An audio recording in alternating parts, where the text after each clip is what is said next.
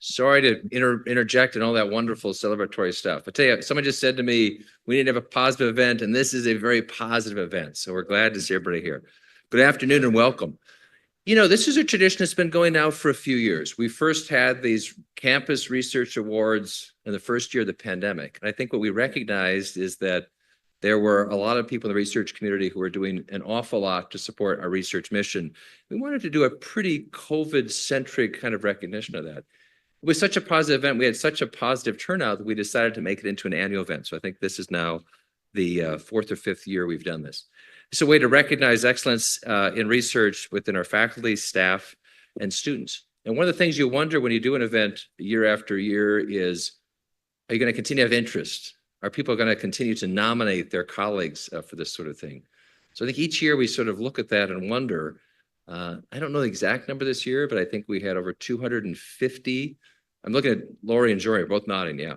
We had 250 nominations come in from the community this year, which is the most ever. So there's still a lot of people. So for all of our awardees who are seated over here, it was very competitive. I think we had over 250 nominations across 7 categories. There's a lot going on there indeed.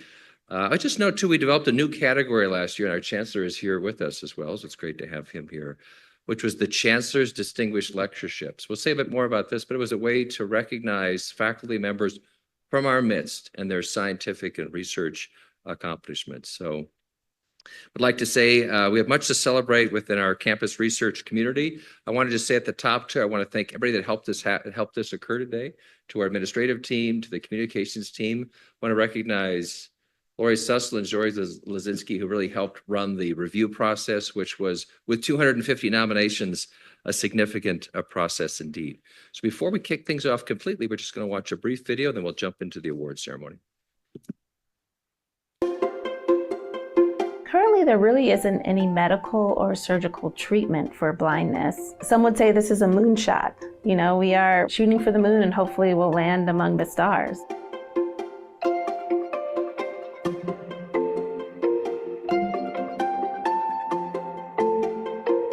Well, this potentially means that we can help the over 3.5 million people in the United States suffering from total blindness. And the goal is to restore vision with whole eye transplantation. The surgery is pretty much like any other transplant surgery. The eye would be taken from a deceased donor. It would then be transplanted into someone that needs an eye to restore vision. It includes sewing together the blood vessels to restore blood flow, as well as the optic nerve, the nerve that restores vision. The optic nerve is part of the central nervous system, or the brain. And typically the brain doesn't recover from injury very well. So part of the challenge is to get this optic nerve to regrow or regenerate. In any transplantation, in order for the transplant to be accepted, the patient's immune system needs to be modulated or suppressed. And so if you immunosuppress a patient, then they're going to be more susceptible to other complications. We're studying targeted ways of manipulating the immune system so that they can accept these types of organs without high levels of chronic immunosuppression. And some of the research that's being done may lead to breakthroughs that could benefit all transplant patients. ARPA-H is a new federal funding agency, and really what it represents is a new opportunity to really go after that high-risk, high-reward research. It's an opportunity that we've never really had before. Diversifying our funding portfolio is one of our priorities. Making sure that our priorities are matching the directions of the federal funding agencies and that we're tapping into new sources such as ARPA-H. It really requires a focused effort. I really think that this is an exciting time. It's new opportunities for not just investigators on our campus, but our campus as a whole. CU Anschutz is a place of innovation, a place that really supports innovation and new therapies. We are going to really be able to help a lot of people that are suffering throughout this country and the world.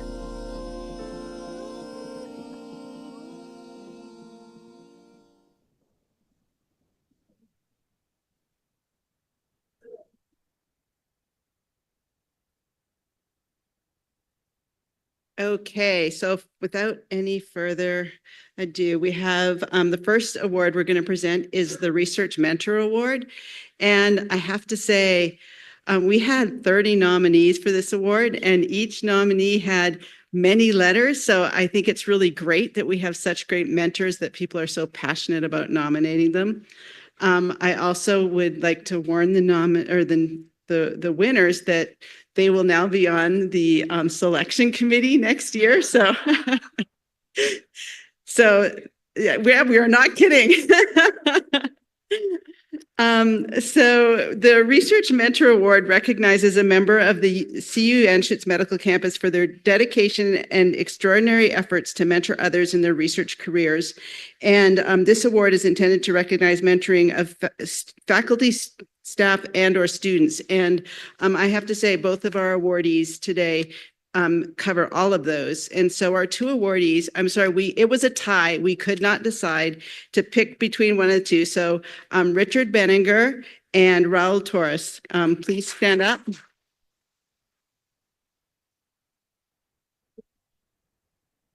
And I just want to introduce some of the comments that were made. So Richard has been a faculty at CU since 2011, and he has initiated a T32 training grant for engineering and diabetes.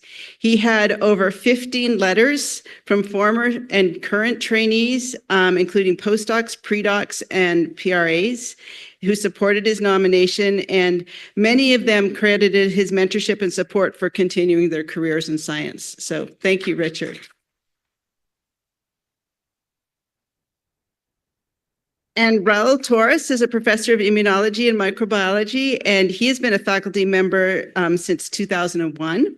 And he's contributed to the mentoring of graduate students and junior faculty. He served as the director of the PhD program in immunology for 13 years, woohoo, and served as PI of a longstanding T32 training grant in immunology.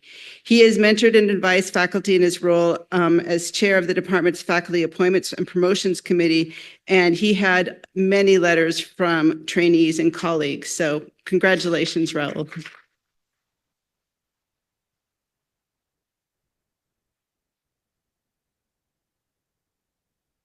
So yeah, and all of you trainees out there, please nominate your mentors. It's really nice to read all of those letters. The next award is for the Trainee Research Excellence Award. We actually recognize two different types of trainees for this award. We have split it up into more of a basic science trainee and a clinical translational trainee. So this is an award that recognizes their accomplishments for excellence in conducting research and scholarly activity that's both creative and impactful. And it's intended for scholars who show great potential for future research impact during their training. Our basic science awardee is Parker Nichols. Unfortunately, he couldn't join us today, but he was nominated by his co-mentors, Dr. Bogley and Vincennes, and he successfully defended his thesis. He just defended in 2024. During his training, he authored amazingly 29 publications, many as first author, and he successfully competed for an F31 grant. He was also committed to several science outreach activities, and in the letter, his advisor said, "We've both had the privilege of closely witnessing Parker's exceptional talent, unwavering dedication, and remarkable achievements throughout his academic journey. In our opinion, Parker is the most talented graduate student we have ever mentored." So Dr. Nichols, like I said, could not be with us, but he said, "I'm honored to receive this award and deeply grateful to my mentors and colleagues and the institution for the support through his research journey. While he wishes he could be here in person, he sincerely appreciates the recognition and incredible community that has shaped his growth as a scientist." And that's his picture. The Clinical and Translation Award went to Dr. Ahmed Haider. Ahmed, are you here? Great. Please come up. Ahmed is a current first-year resident in the Department of Surgery with aspirations of pursuing cardiothoracic organ transplant surgery. He has led or co-authored more than 25 manuscripts. In addition to his work on bariatric surgery, he is deeply committed to advocating for persons living with cystic fibrosis. And this work actually led him to be recognized as a Clinton Global Initiative Scholar. He has received funding and implemented the creation of a global CF patient registry, and he was presented at the White House of Science and Technology Policy, where he was awarded an Outstanding Young Scientist Award. So congratulations.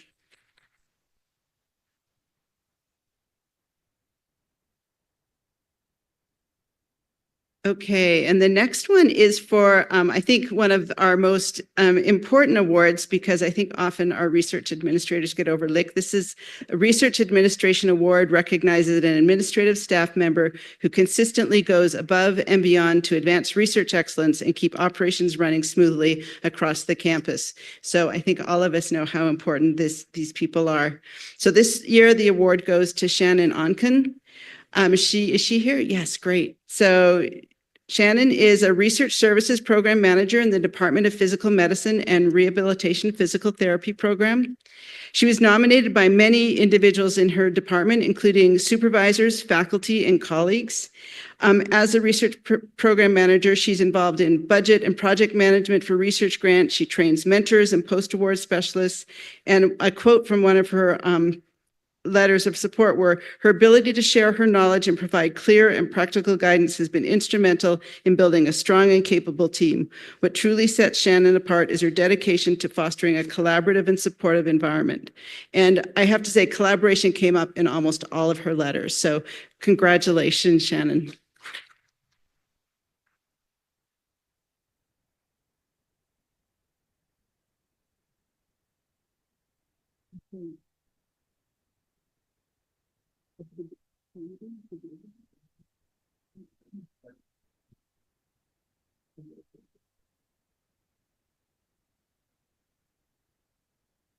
Thanks, Tom, for this opportunity. It's a real pleasure for me today to present the 15th Annual Stephen Fadul Award. This award recognizes professional research associates who are self-directed, technically competent, professional, supportive, and have demonstrated outstanding service to the School of Medicine. As someone who has run a lab for several decades and been completely dependent on individuals in this category, it's a real honor for me to recognize Dr. Jeffrey Kavanaugh as the recipient of this year's Stephen Fadul Award.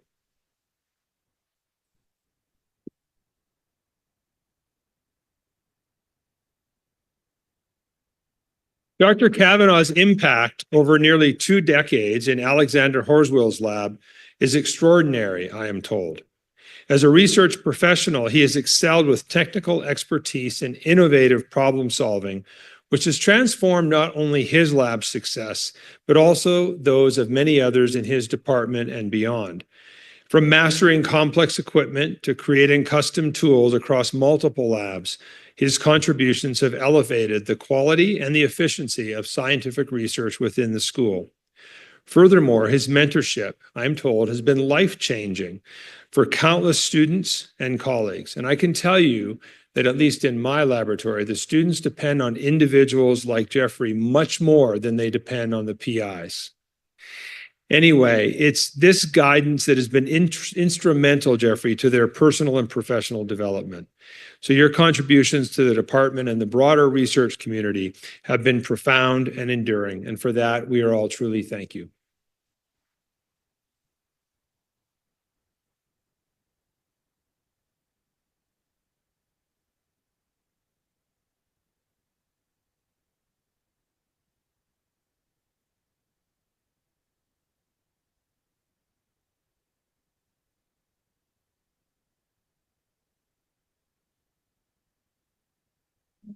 On to the next award, which is the Research Staff Collaborator Award.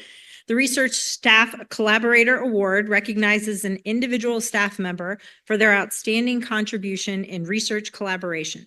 Specifically, it highlights effective research collaborations within and across disciplines utilizing innovative and cooperative approaches to the process of scientific discovery. This year's award winner had multiple letters included in their nomination packet. Common theme among all the letters was his outstanding contribution on multiple orthopedic and radiographic projects, resulting in 36 peer-reviewed publications, 2 grants, as well as fostering research collaborations with over 15 institutions within and outside of the United States. All spoke of his pivotal role in mentoring and guiding the next generation of researchers, guiding the work of over 50 young researchers across multiple disciplines. As one person wrote, it is very apparent that Mingzhu wants to not only support all team members with their projects, but also to help them better equip themselves with the research skills and ideas to forge their future careers in scientific and medical fields. This year's Research Staff Collaborator Award goes to Mingzhu.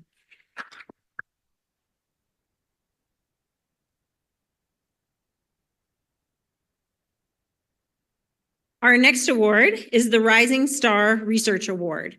And this is another category where we had 2 different tracks. One is more basic and the other is clinical research. And this research award recognizes a junior faculty member who is emerging as a leader in research through significant discoveries and original scholarship. This is designed for researchers that are in their first 3 years of their appointment at the university. For the more clinical award, we are awarding Ian Stanley, who is being awarded for his work in the field of firearm injury prevention and suicide prevention. Since joining the Department of Emergency Medicine in July 2022 as an assistant professor, he has been awarded over $4 million in research funding. One of the recent awards is to study the effects of brief lethal means safety counseling intervention to therapeutically targeted PTSD-related exaggerated perceptions of threat to promote safe firearm storage practices with firearm owning civilian service members and civilians. That is a mouthful. That's pretty cool though. He serves as the military and veteran faculty lead for the Firearm Injury Prevention Initiative and the psychological health lead with the Center for Combat. The nominators noted that Dr. Stanley's contributions to the field of suicide prevention will directly benefit countless individuals and families and influence police and clinical police and clinical practices across the nation. I'd like to join me in congratulating Ian Stanley.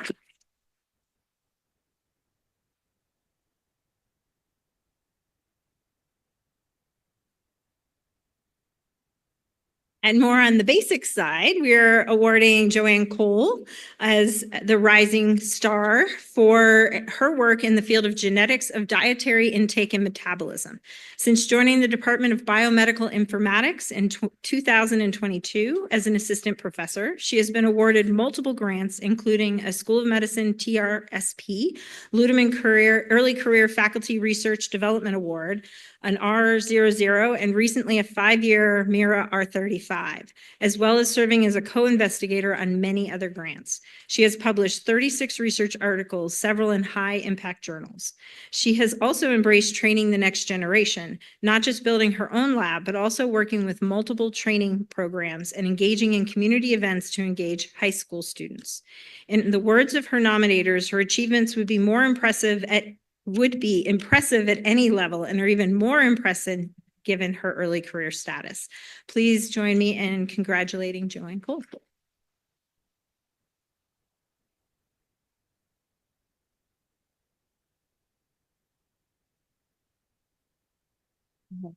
The next award is the Research Collaboration Team Award, which recognizes a team for their outstanding contributions in research collaboration. It highlights effective research collaborations within and across disciplines, utilizing a team approach to scientific discovery that brings together different perspectives for greater success and impact. This year's award winner is the team from the Linda Cernick Institute for Down Syndrome. Since 2017, faculty members in this institute have secured over $157 million in NIH funding through over 90 awards to over 60 investigators. They have published over 70 papers, many in high-impact journals, and the team at the Linda Cernick Center has recently been selected to run the Include Down Syndrome Biorepository and run the largest cohort study of people with Down syndrome to date, the Human Trisome Project. In words of their nominator, the importance of the discoveries that this group is making is undisputed.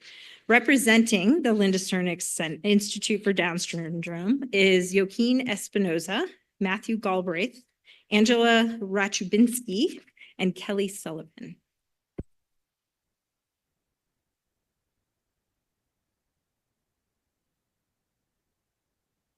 Yes, you all need to come up, all four of you.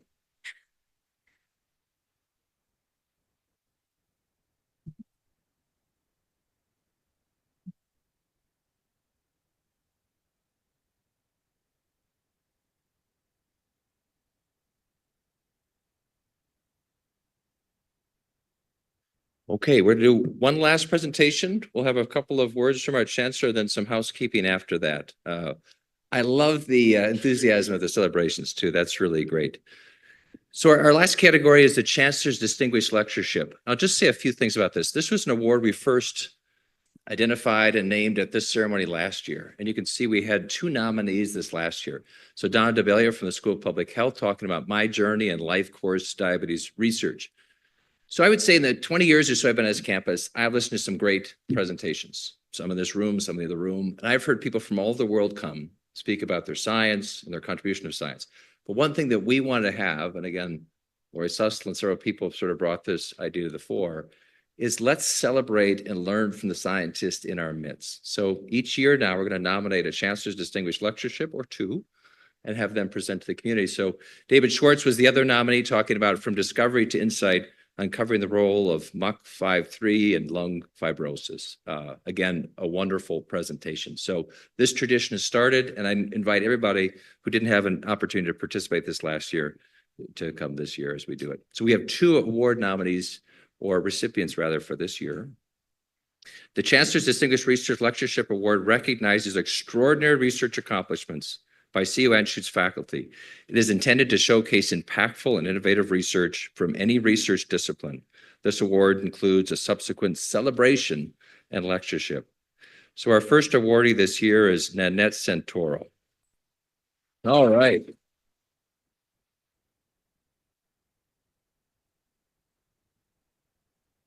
I'm going to take the liberty to read from a few of the nomination letters, and we're going to have the chance to present this. So Dr. Santoro's research of the past 30 years has been among the most influential in the area of female reproduction, and as one of many recognitions of her impactful and innovative scientific exploration, she was elected to the National Academy of Medicine in 2018.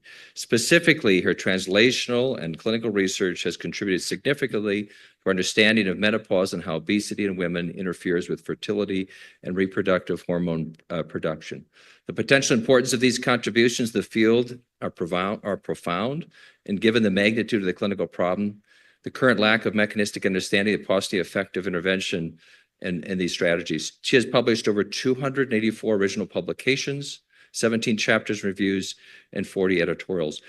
Letters further noted that many of her mentees have gone on to achieve highly successful careers in their own, and she's mentored many people. So please join me in congratulating Dr. Santoro.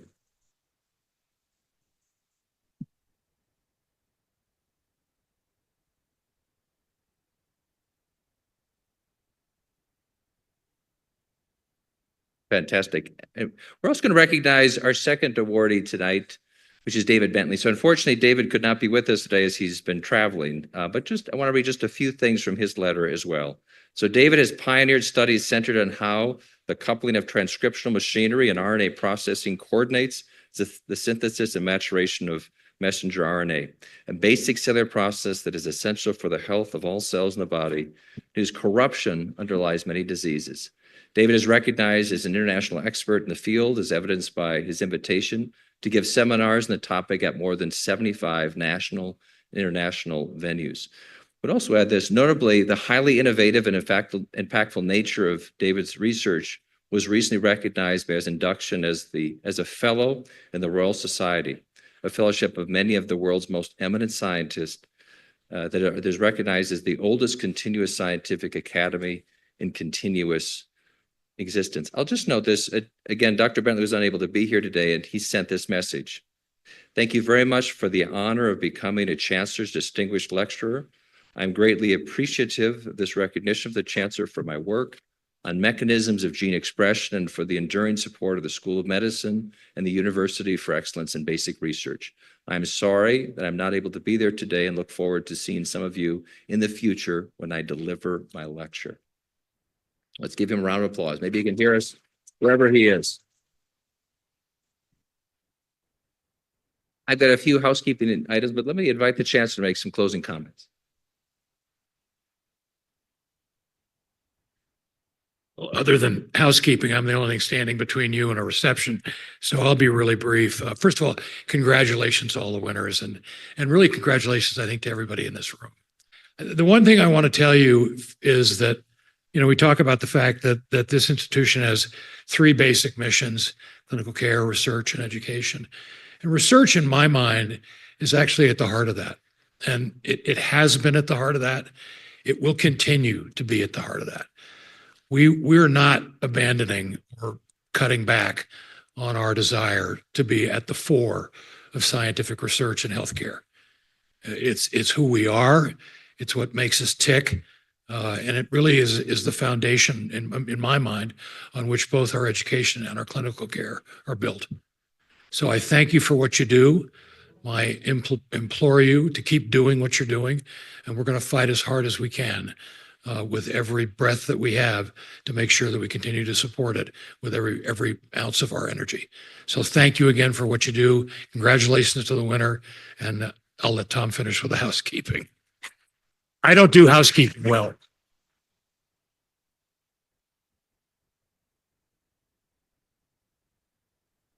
Thank you for those wonderful words of encouragement, Chancellor. And I'd just like to extend my thank you to everybody here tonight, for those that helped to organize it, to Jory and Lori for their leadership in the selection, to the people on the selection committee, thank you. I know there was a lot of nominations to go through. For the award recipients, we'd like you to all step to the back when we're done here. We'd like to do a group photo. We'd like to do some individual photos. We'll send those to you as a gift. For everybody else here, there's going to be a wonderful reception outside, so feel free to gather there, and we'll get the award recipients out as soon as possible. Let's end with a round of applause for the award recipients.